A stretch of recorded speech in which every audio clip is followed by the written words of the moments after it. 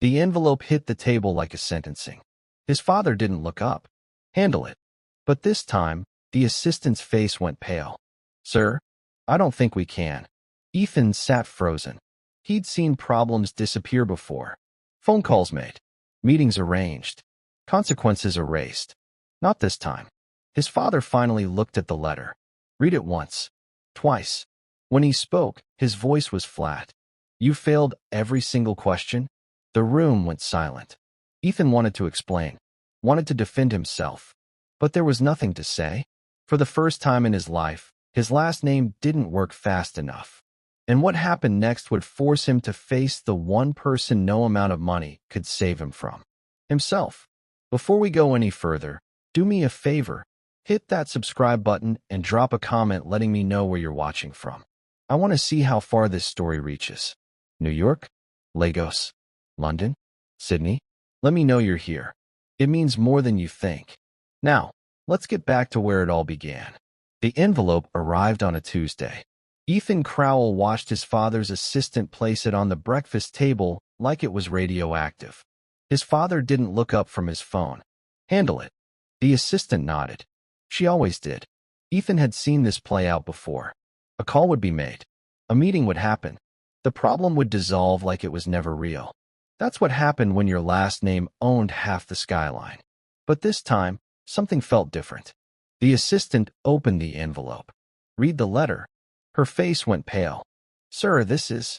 I'm not sure we can. His father finally looked up. Forward it to legal.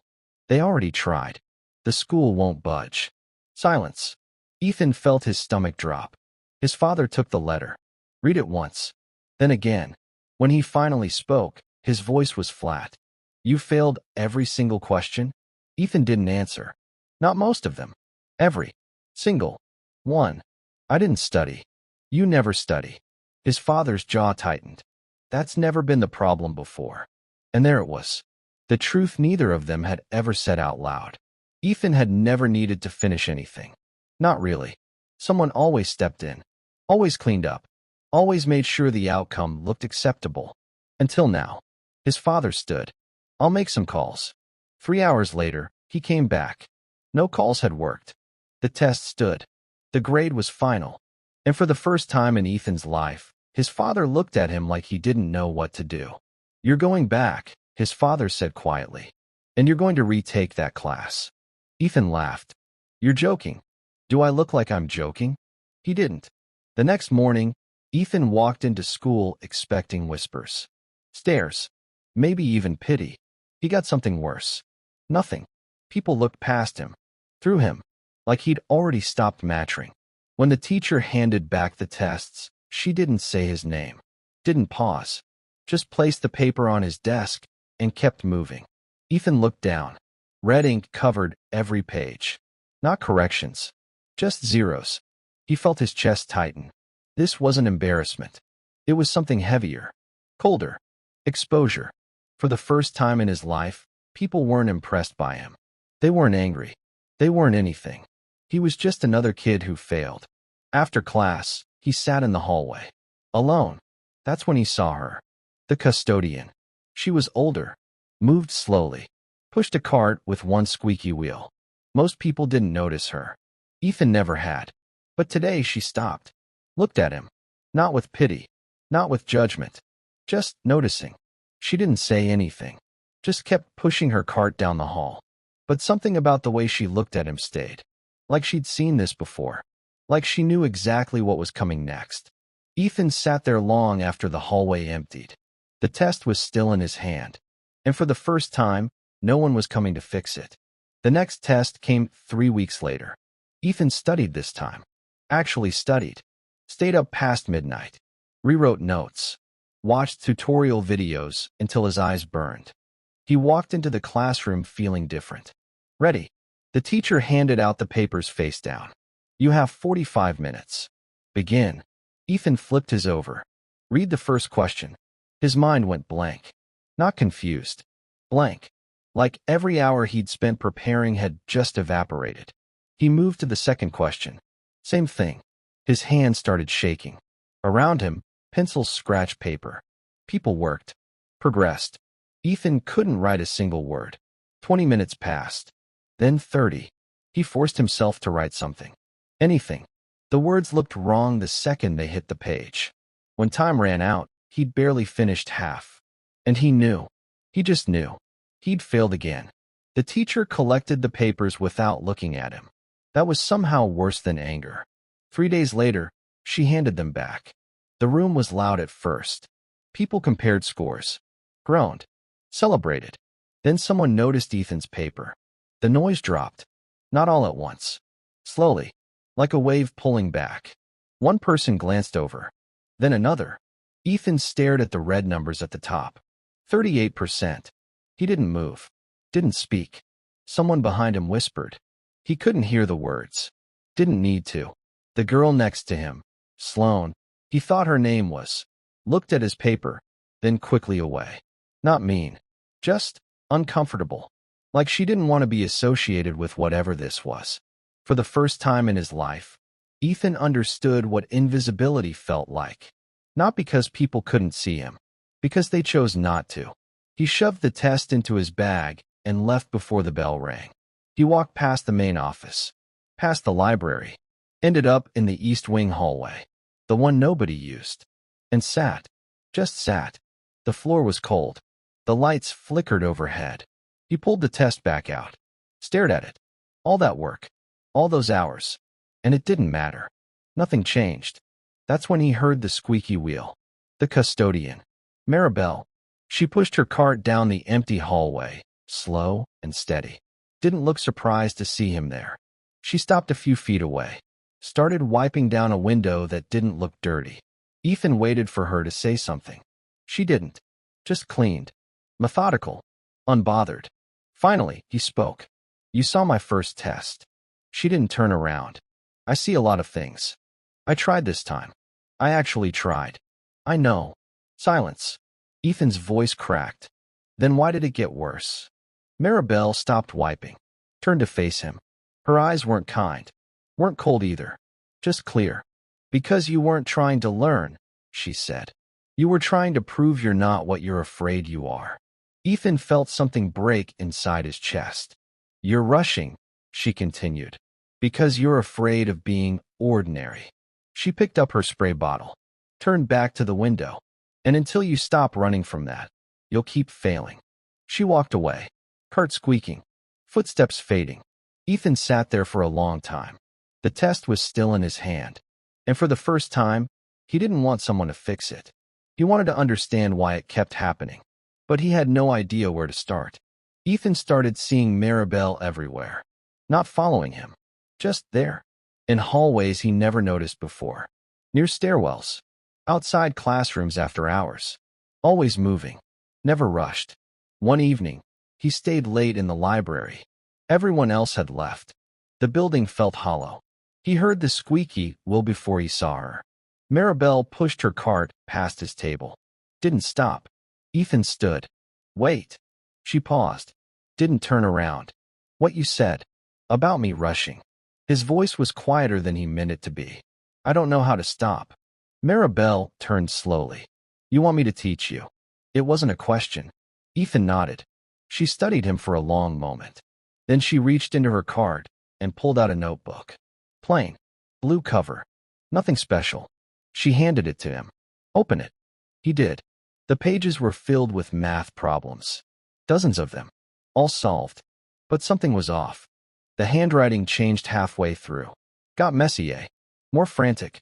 And at the bottom of one page, someone had written in all caps. I still don't understand. Ethan looked up. Whose is this? Mine. He blinked.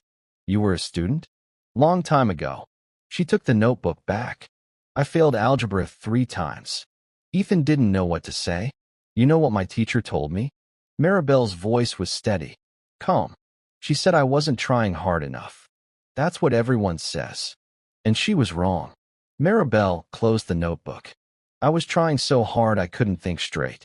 Every problem felt like proof I wasn't smart enough. So I'd rush. Panic. Make it worse. Ethan felt his throat tighten. You know what finally changed? He shook his head. I stopped trying to be good at it. Silence. I started over. Slow. No grades. No pressure. Just me and the work. She placed the notebook back in her cart. Took me 2 years to pass that class. But when I finally did, I understood something nobody taught me. What? She looked at him directly. You're rushing because you're afraid of being ordinary. There it was again. That line. But this time, it hit different. What if I am? Ethan's voice cracked. Ordinary. What if that's just what I am? Maribel didn't comfort him. Didn't tell him he was special. She just said, then you'll survive it. And walked away. Ethan stood there, alone in the empty library. He wanted to scream. Wanted to argue. But he couldn't. Because part of him knew she was right. The next test came 2 weeks later. Ethan didn't study. Didn't prepare. Didn't try. He walked in. Sat down. Stared at the paper. And failed worse than ever. 22%. When he got the test back, he didn't hide it. Didn't shove it in his bag. He just looked at it. And for the first time, he didn't feel panic. He felt something else. Clarity. After class, he found Maribel in the East Wing. She was wiping down lockers. Unbothered. Unhurried. He held up the test. I failed again. She glanced at it. No reaction. I know. You expected it. Yes. Ethan's hands shook. Why? Maribel stopped cleaning. Turned to face him. Because you're not failing the test, Ethan. You're failing yourself. Her voice wasn't harsh. Wasn't gentle either. Just true. You keep looking for the trick. The shortcut. The thing that'll make it easy. She stepped closer. There isn't one. Ethan felt his chest tighten. So what do I do? Maribel looked at him for a long time. Then she said the thing that would change everything. You stop trying to win. And you start learning how to lose. She walked away. Left him standing there. And Ethan realized something terrifying. She wasn't going to save him. Nobody was. Maribel met him in the East Wing the next afternoon. No greeting. No small talk. She handed him a stack of papers. Old tests. The ones he'd failed. Rewrite every answer you got wrong. Ethan stared at her. What's the point? I already failed them. Exactly. She walked away. Ethan looked down at the stack. Dozens of questions. Hundreds of mistakes. No grade at the end. No reward for finishing. Just work. He almost didn't start. But something made him sit down. He opened the first test. Read the first question he'd gotten wrong. Tried to solve it again. Got stuck in the same place. Frustration clawed up his throat. He rewrote it anyway. Slow. Messy. Still wrong. Hours passed. When Maribel came back, he'd barely finished 5 questions. She looked at his work. No expression. Tomorrow. Same time. That was it. No encouragement. No feedback. Just keep going. This went on for weeks. Every day, Ethan rewrote answers. Stared at blank pages. Wrestled with problems that refused to make sense. Some days, nothing clicked. Some days, he'd get one right and feel nothing. Because there was no one to see it. No one to care. Just him and the work. One afternoon, Maribel gave him something different. A blank sheet of paper. Sit with this for 20 minutes. Ethan frowned. And do what? Nothing. Just sit. That's it. That's it. He thought she was messing with him. But she wasn't. She sat down across from him. Pulled out her own work. Started cleaning supplies. Silent. Ethan stared at the blank page. 5 minutes in, his legs started bouncing. 10 minutes in, he wanted to scream. 15 minutes in, something shifted. The panic faded. The noise in his head quieted. And for the first time in months, he felt still. When the 20 minutes ended, Maribel stood. Same time tomorrow. Ethan looked at her. Why are we doing this? She paused. Because you've spent your whole life running from silence. And silence is where the truth is. She left. Ethan sat there, staring at the blank page, and realized something. He'd never just sat with himself before. Not really. There was always noise, distraction, someone fixing things. But here, in this empty hallway, there was nothing. Just him. And it terrified him. Weeks turned into a month. Ethan kept showing up, kept rewriting, kept sitting with blank pages. Slowly, something started to change. Not his grades. Those were still awful. But the way he worked. He stopped rushing, stopped panicking when he didn't understand something immediately, started reading problems twice, 3 times, started asking questions that felt stupid, and one day, he rewrote an answer, read it back, and realized it was right. He looked up. Maribel was at the end of the hall. He almost smiled, but when she walked over and looked at his work, her face didn't change. No pride, no celebration. She just looked disappointed. Ethan's stomach dropped. "What's wrong?" She didn't answer right away. Then she said something that broke him. "You're doing better. And now you think that's enough." "What? You got one right.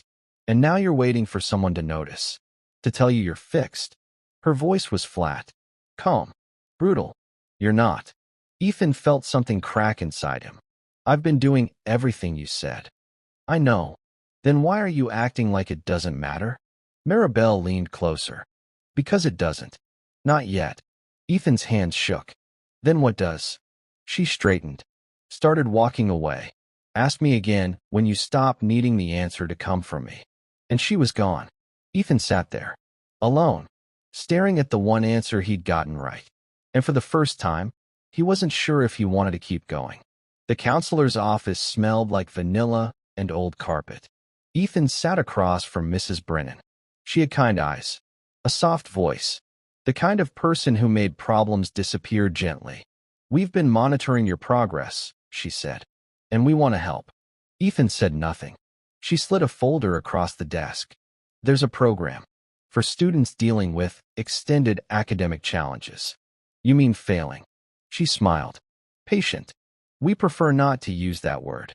Ethan opened the folder. Inside were forms, signatures, official stamps.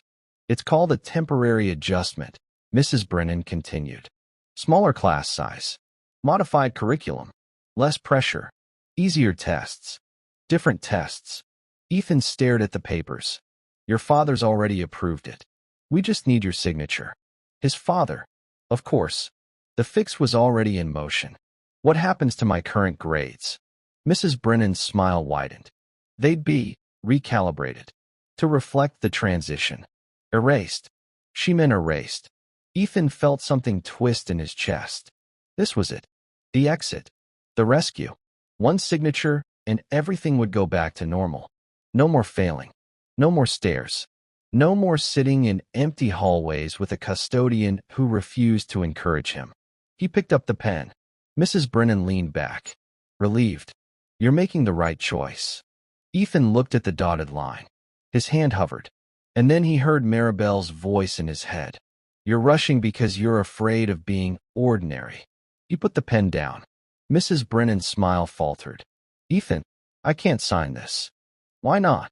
"Because it wasn't real." None of it was real. The adjustment, the recalibration, the clean slate. It was just another way to avoid finishing something hard. "I need to fail this on my own." Mrs. Brennan blinked. "I'm sorry. I'm not signing." She leaned forward, concerned now. "Ethan, I understand you're going through a difficult time, but this program is designed to help students like you. Students like me." Ethan stood. "You mean students who can't handle the real version?" "That's not what I—" "It is." His voice was steady, calm. "And maybe you're right. Maybe I can't handle it. But I'm going to find out." He walked to the door. Mrs. Brennan called after him. "Your father won't be happy about this." Ethan stopped, turned back. "I know." He left. The hallway was empty, quiet. He felt his hands shaking, not from fear, from something else. Relief. That night, his father called. Ethan answered. "The counselor called me." His father's voice was tight, controlled. "She said you refused the adjustment." "Yeah." Silence. "Why?" Ethan didn't know how to explain it. Didn't know if his father would even understand. "Because I need to finish something. For real." His father exhaled. Long, slow. "You're going to fail. Probably. Publicly." "I know." Another silence. Then his father said something Ethan didn't expect.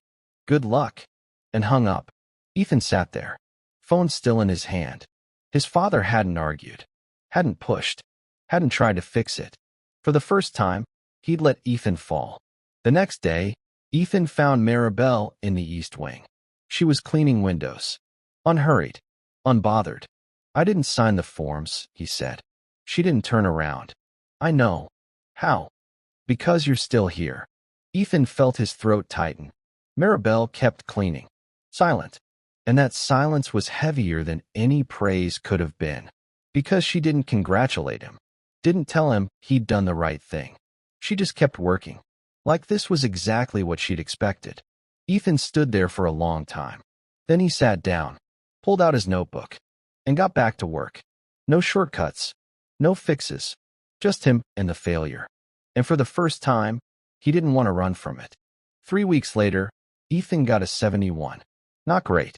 Not terrible. But passing. The teacher handed the test back with a small nod. Almost imperceptible. But Ethan saw it. Recognition. Around him, people didn't stare. Didn't whisper. They just moved on. And that felt like winning.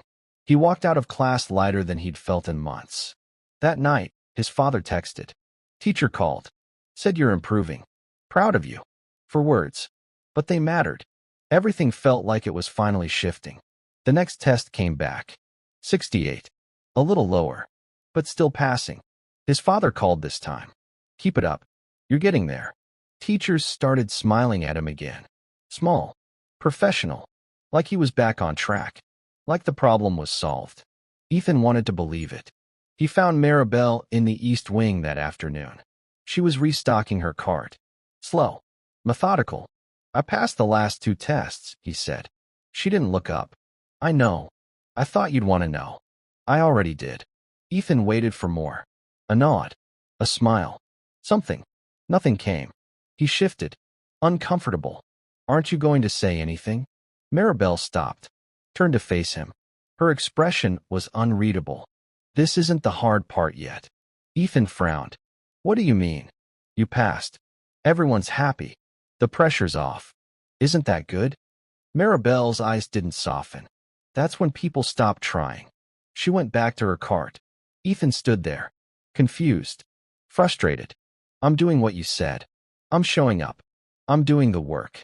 I know. Then why does it sound like you think I'm going to fail? Maribel paused. Looked at him. Because comfort is more dangerous than failure. She walked away. Ethan didn't understand. But he kept going. Kept working.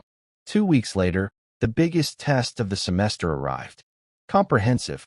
Everything they'd learned since September. Ethan prepared differently this time. No panic. No cramming. He worked steady. Read carefully. Took breaks. He felt ready. The morning of the test, his father texted. You've got this. Ethan walked into the classroom calm. The teacher handed out the papers. You have 90 minutes. Begin. Ethan opened the test. Read the first question. His stomach dropped. It was nothing like the practice problems. Nothing like the previous tests. He moved to the second question. Same thing. Third. Fourth. Fifth. Panic crept up his spine. He tried to focus. Tried to remember what Maribel taught him. But the calm he'd felt disappeared. His hand started shaking. The room felt too small. Too hot. He forced himself to write. Anything. But the words came out scrambled. Incoherent. When time ran out, he'd barely finished half the test. And what he did finish was wrong. He knew it was wrong. The teacher collected the papers. Ethan sat there. Frozen. Around him, people talked. Complained. Compared answers. No one looked at him. But this time, it wasn't because they didn't care. It was because they expected this.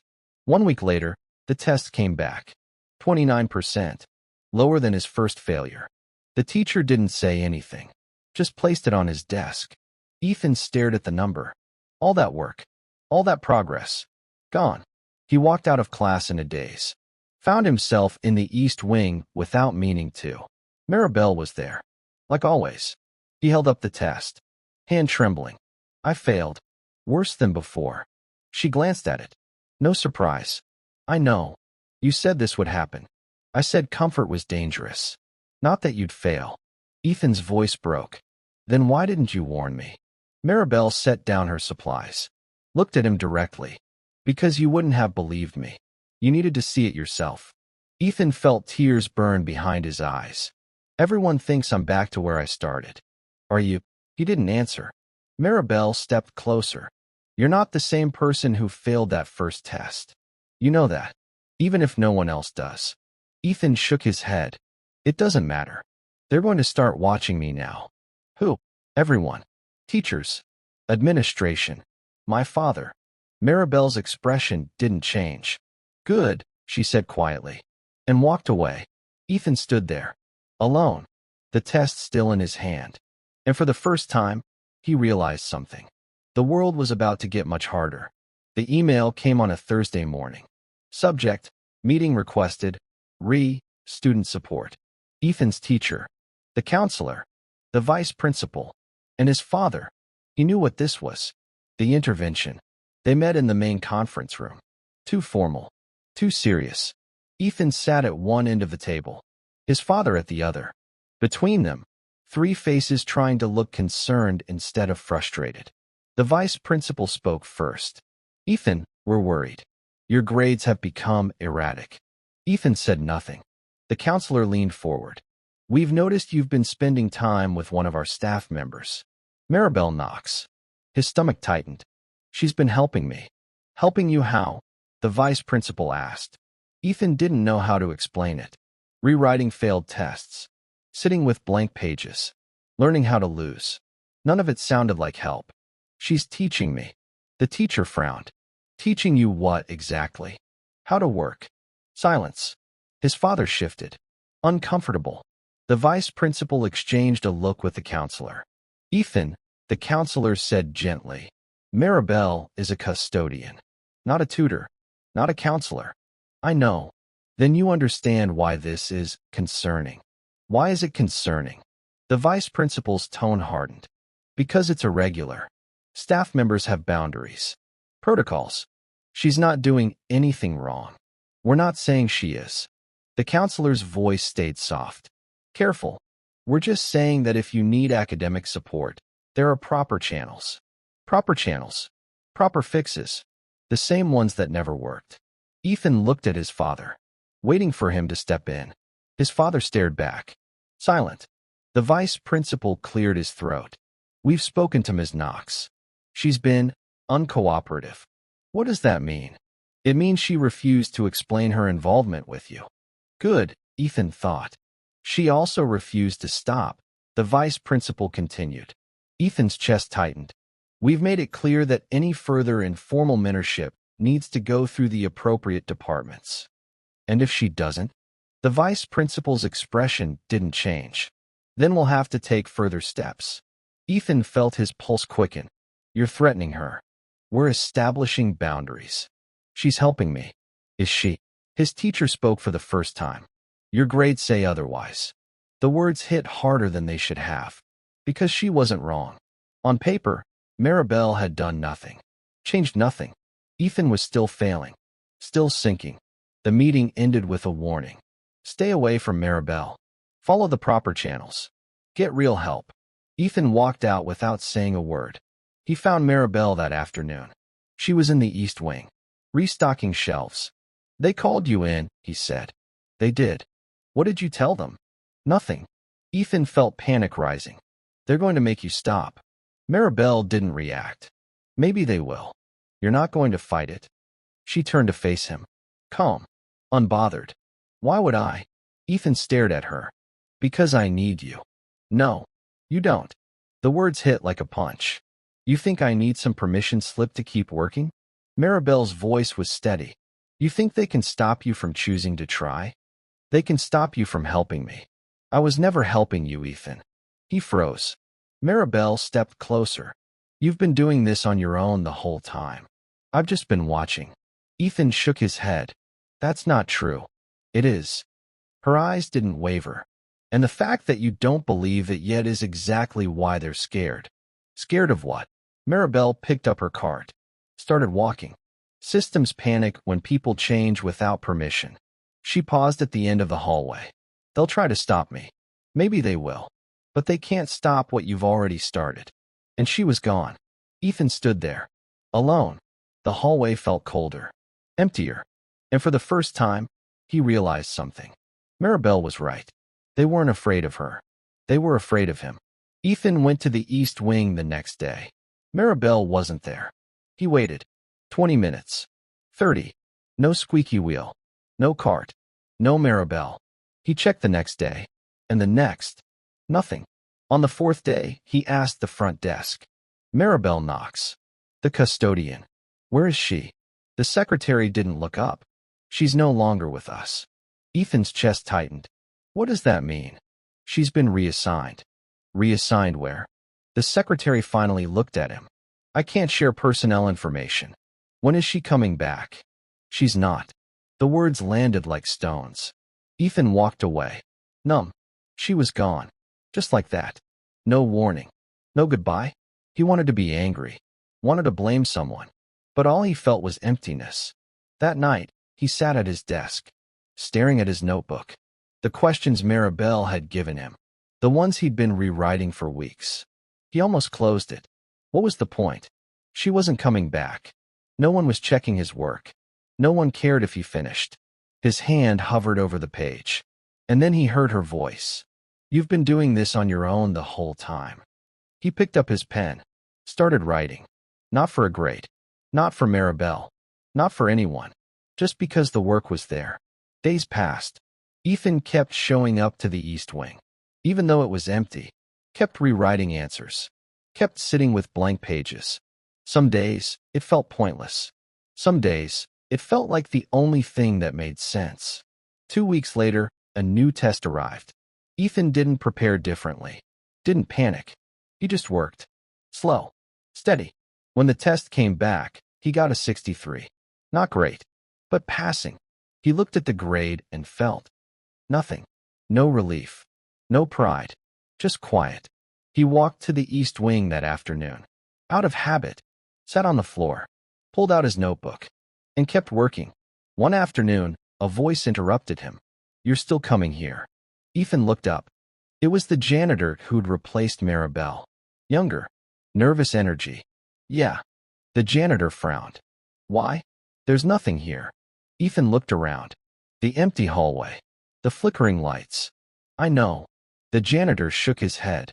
Walked away. But Ethan stayed. Because it wasn't about the place. It was about showing up. Even when no one was watching. 3 weeks after Maribel disappeared, Ethan walked into class. The teacher handed out a pop quiz. Ethan looked at the questions. Started writing. No hesitation. No panic. Just work. When he finished, he handed it in. The teacher glanced at it. Then at him.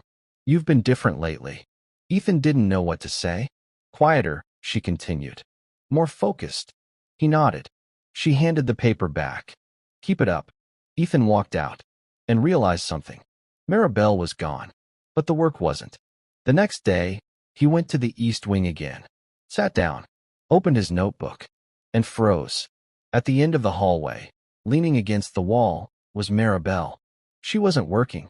Wasn't cleaning. Just watching. Ethan stood. Heart pounding. You're back. She didn't move. I never left. They said you were reassigned. I was. Different building. Different shift. Then why are you here? Maribel's expression didn't change. Because I wanted to see if you'd keep going. Ethan felt his throat tighten. And she pushed off the wall. Walked closer. You did. She stopped a few feet away. I can't meet with you anymore. Administration made that clear. Ethan nodded. He'd expected that. But you don't need me to. The words settled between them. Maribel turned to leave. Paused. There's one more thing coming, Ethan. What? She looked back at him. A moment where you'll have to stand in front of everyone. No protection. No second chances. Ethan's pulse quickened. When? Soon. She walked away. Disappeared around the corner. Ethan stood there. Alone. The hallway was silent. But this time, the silence didn't scare him. Because he finally understood. Maribel had never been the one doing the work. He had. And now, he had to prove it. The announcement came during homeroom. All students enrolled in academic recovery must present their semester work to the full faculty panel. Ethan's stomach dropped. Public presentation. In front of teachers. Administration. Parents. No tests to hide behind. No private grades. Just him. And his work. The girl next to him whispered, "That's brutal." It was. Ethan had 2 weeks to prepare. He went to the East Wing every day, worked alone, rewrote his failed tests, organized his notes, built his presentation piece by piece. No one helped. No one checked his progress. He was completely on his own. The night before the presentation, his father called. "I'll be there tomorrow." Ethan's chest tightened. "You don't have to." "I know." Silence. "Ethan." His father's voice was quieter than usual. "Whatever happens tomorrow, you chose this. Remember that." The line went dead. Ethan stared at his phone. His father was right. He'd refused the easy way out. Rejected the fixes. This was the consequence. The next morning, Ethan walked into the presentation hall. Rows of chairs. Faculty seated in the front. Parents in the back. His father sat near the exit. Arms crossed. Face unreadable. Ethan's hands shook. The vice principal stood. "We'll begin with Ethan Crowell." No warm introduction. No encouragement. Just his name. Ethan walked to the front. Set down his materials. The room was silent. Watching. He opened his mouth. Nothing came out. Someone coughed. Shifted in their seat. Ethan looked down at his notes. The ones he'd spent weeks preparing. And realized something. He didn't want to read from them. He looked up. Straight at the panel. "I failed every test at the start of this year." The room stilled. Not because I didn't care. Because I was afraid of being ordinary. His voice steadied. "I spent my whole life having people fix things for me. Clean up my mistakes.